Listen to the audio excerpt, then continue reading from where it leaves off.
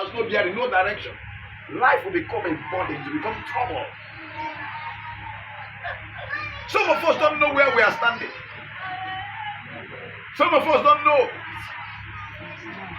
When we talk about certain things to them, it sounds like it's a mystery. What are they really talking about here? It's something strange. Today, your eyes of revelation will be opened. Amen. God said that the eyes of understanding might be opened, that they might behold mysteries. Some of us, there are things you don't know. You have asked questions and you have not gotten a satisfactory answer. The answers you have been given has not really satisfied you. You know it, that inside you are yearning for something. After this encounter, God will open your eyes. You begin to see and access something in the spirit.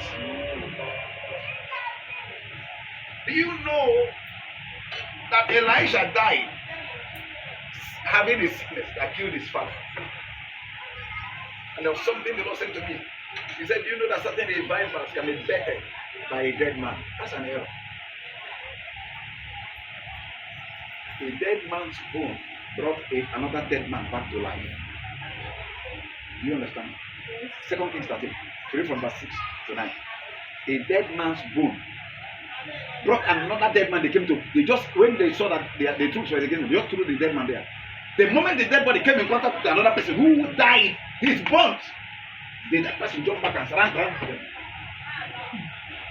So a dead man can sponsor a revival.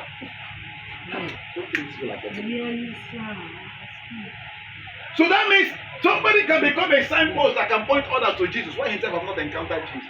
Yes,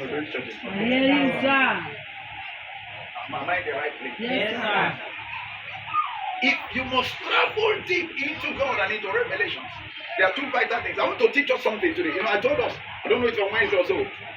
God said I can start teaching certain deep things. Please listen. I will start from the periphery. There are things we need to know. Because we'll enter into a place in this message. While we'll be teaching this, some of you will be confused. And I will be happy when you are confused. So when you're confused, you come again. I will open your eyes more to see something. I'll still confuse you more. Because something must be burning inside to have more knowledge. More. What makes us have everyday drive in God is because we know that there is so much in Him that we can't exhaust in our lifetime. So that passion makes you every time you keep running in Him to discover more. Yes. Abraham, Genesis 22, brought his servant. He told Isaac, I was to sacrifice you to this God. Something happened. When he saw the mountain, 3 days journey, when he saw the Mount Horeb, the Bible said he came to the base of the mountain. Mount Horeb is a place of revelation. The Mount Horeb is a place of total surrender. The Mount Horeb is a place where you must lay aside certain weights. And the Bible said 2 of his servants, Eliezer and the other one, he effected separation. Because there are 2 things God said to me you must die to if you must enjoy God. The 2 servants, the moment he got to the base of the mountain, now he was about climbing up. And God said to me, the 2 servants represent self and tradition.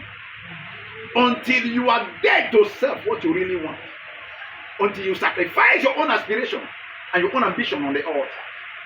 And until you are dead to whatever people may say. The traditions of men. That's why Jesus said you honor the traditions of men more than that of God. Why are you talking about washing of cups and the rest of them? It's not about what goes into a man. It's not about what flows out from the man, inside of the man. And God said to me, until you kill self and you kill tradition, you can't see Him. So the Horeb was a place of revelation. A place where the man was about to travel into certain heights in the spirit. But God said you have to effect separation. Self must die. That's why He didn't think it twice to lift a son to cut off his own only son. Because Ishmael at that time had been dismissed from the family. You must come to a place where you have to say, Lord, even if it will cost my life in you, I'm willing to die. And you know, people who make such decisions don't die. People who make such decisions, Lord, if it will require me to die, kill me. if it will please you and bring souls to your kingdom, they don't always die. Yes, sir. I don't think this is You true. are right, sir. There are certain things practiced in Christendom today because of these two problems. Self and tradition. Many preachers began well, but gambled into things Oh God. that are unfamiliar with the essence of their callings, just because of these issues of self. So when the woman of God was teaching us on the street, how what she said. I know a friend, and he has been here before, but not in church service. I know some of you told me that. He works with that center. He's one of their managers there. The wife was pregnant. That was last 2 weeks. The baby completed 8 days on Friday. And you know, there are many pastors around. So the wife looked at her and the doctors were saying something for her. And he called me on the phone. He said, Pastor G, you know who we run to when certain things happen. I said, well, so you know who we run to when certain things happen. And then you know who you run to.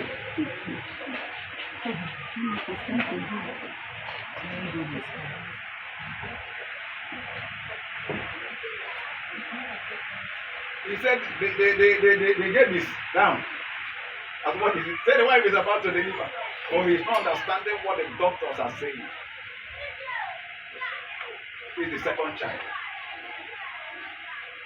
So what is it? Say the woman, he said she will go through operation. So give her the phone, let me go. So they resisted, said, no, you can't give her. She said, come, let me carry her come here, and I'm my wife. You can't tell me what to do. I can try to carry her away from this place. Give her the phone. I'm my wife. Let me bring her come here. Even though she registered here, she'll be coming for. Let me carry her by myself. Waiting. So you can't tell me not to. So they gave the wife the phone. Pray around the phone. And I said to her, don't bother. She said, no, Pastor, I'm not anti-anything. She said, no, I'm not worried. Anyhow, God wants it. I said, there's no how God wants it. He will deliver that baby safe. No razor. He said, amen. I said, don't stop them. Before they will move you to that theater, your baby will come out. She shouted, amen. I don't know if it's a man. I don't know if it's a mother or somebody else. Somebody, one of them. I don't know. I said, give the husband back the phone. You get the money. And I said to him, don't stop them from whatever they are preparing inside there.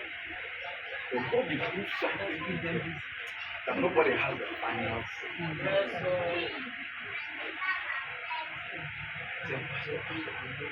My heart is beating fast. As I'm waiting to hear your testimonies.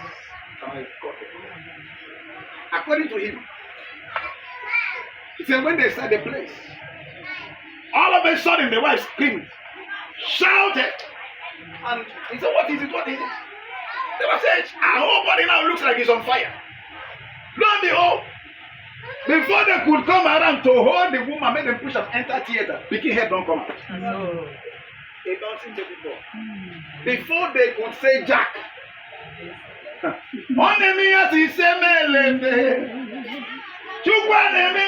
Listen, wherever people are waiting to insult you and God, because he said one of the doctors said, anybody is pastor things. We are telling you the reality on ground. Say me, self, I be a member of the, I be a Christian too. But what we are telling you now is what is on ground. She has to go through this if you really love your wife. You know, such kind of demeaning statement in the presence of your wife. So if you really love your wife in her presence. They want money now. And when the baby came out, he touched it. I said, but allow me to touch this pikin. I said, Pastor, I will call this pikin Jude. I said, no, call him Jude. Listen, wherever people are said to make mockery of you and God, in this remaining days of August, he will surprise them. Remaining days of August, my God, who is also your God, will surprise them.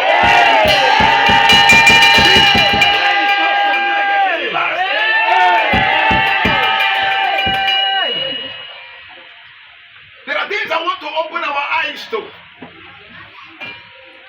Listen, in churches today, people don't understand the line because it has become so thin between spiritism and deliverance. People practice spiritism in the full glare of members. Some anointed and believing brothers and sisters, innocent and genuine, sit before them and not understand because they lack basic knowledge. Not because they don't want to know, but because preachers are not teaching them to understand. There is a line, though very thin, if you are not careful, you will not understand it, between spiritism and deliverance.